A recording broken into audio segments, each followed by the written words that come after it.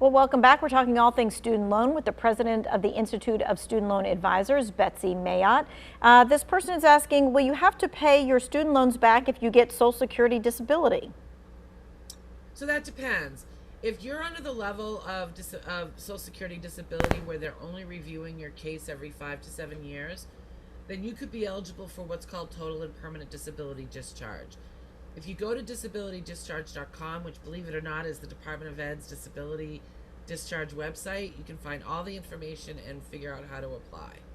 And say what that website is again? Disabilitydischarge.com. Disabilitydischarge.com. Okay. This person's asking, if you are being garnished, will you still be eligible for the new forgiveness plan? So nobody with a federal student loan should be garnished right now because we're still in the COVID period. If you are being garnished later or were before COVID, you should look into the Fresh Start program, which is a limited time program that will get your loans immediately out of default, so you don't have to worry about garnishment anymore. And then down the line, you will likely be able to get some credit and potentially even forgiveness under these income-driven plans. Okay. This question is about federal and private loans. How do you know if you have a federal loan or a private loan? And if it is private, is there a way to switch it to federal? So the first question is super easy. Log on to our favorite website, which is, of course, studentaid.gov. If it's there, it's federal. If it's not, it's private or state. And unfortunately, there's no way to make a private loan a federal loan. Okay.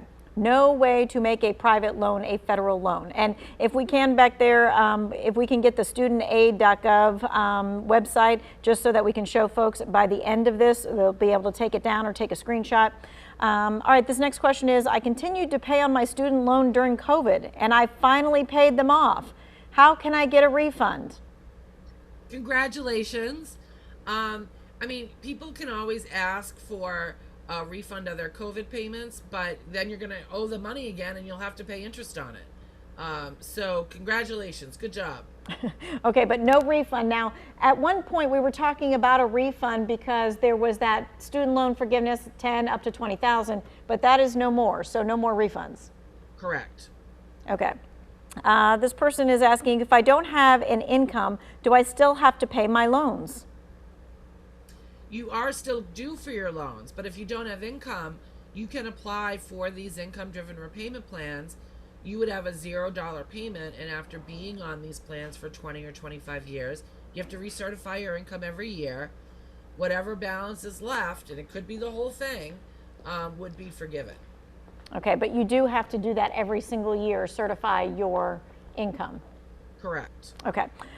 This person's asking, can I get payment credit for time I spent in deferment? It depends. So under this one-time adjustment, they are giving credit for some deferments. I can tell you right now, it's a little complicated to go into in this segment. In-school deferments do not count. Grace period does not count.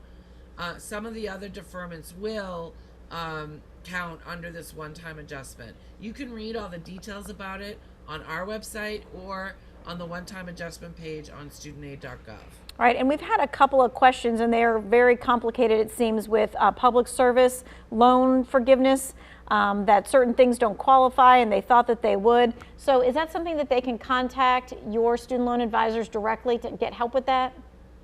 Yeah, we provide free advice via email only. I suggest that they look at our PSLF page first. If we did our job right, their question might be answered right there on that page. But if they need more help or if they feel like they have a dispute, they can use the TISLA email on our contact page.